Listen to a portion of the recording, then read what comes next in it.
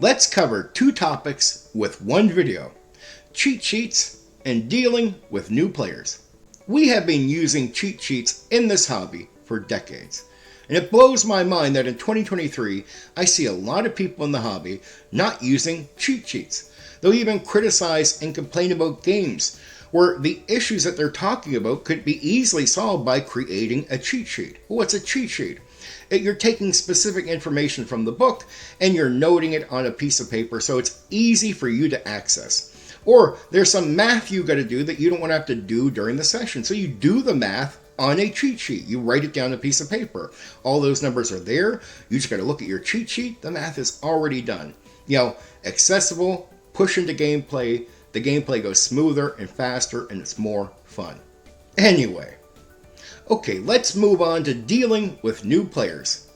Well, here's the best advice I can give you. Throw them into the gauntlet.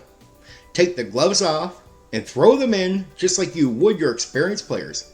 And let them mess up. Let them fall on their face. Because at least they'll be experiencing what the game really is, and they'll learn from those mistakes quicker. And under this pressure, they'll learn the game faster, and they'll play to their full potential quicker. If you hold the hand of a player coming into your game, here's what I guarantee.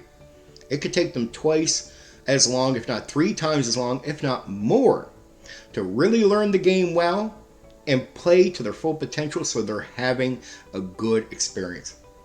It might be rough bringing them into a session where they're new and you're putting heat on them, but do it.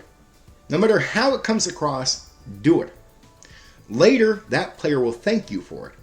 You could have them playing pretty well within 2 or 3 sessions, or you can hold their hand and they have to go through a few campaigns with you to really get this. And you don't want that. Your job as a game master is not to be mean to the players. It's not to be nice to the players. Actually, you have a duty, and that is to separate your feelings from what you're doing. You don't pick favorites. You don't do none of that. Your job is to apply the rules the way you perceive them and to be fair. That's it. And the only way you can really be fair with people is to separate your emotion from what's going on, so you don't feel sorry for players and what they're going through. Oh, as a human being you might, that other side of you, but when you're the game master, your job is to not feel sorry for the players. You're there just to apply the rules, to run the game, right? If their characters are getting hurt or they're failing, or in some way they're having a miserable time through that stressful process of being challenged, you're not there to go, oh, I feel bad for them and I got to make sure everything works out. No, you just keep running the game right to the end of the gaming session. That's it. And you'll do the same thing the next gaming session.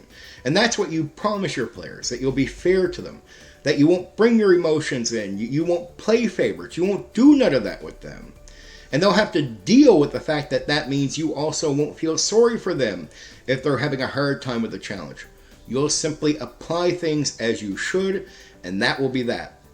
Players might not like that you're going to be a little unemotional at times as a game master, maybe at first, but I guarantee they'll come around and they'll appreciate it, because in reality, that's what players really want. They want a game master who is simply fair. That's it. That's it. Anyway, for now, take care. You know what you can do? You can hit the like button. You can share the video. Oh, and there's another button you can press. That one that lets you subscribe to my channel for more content.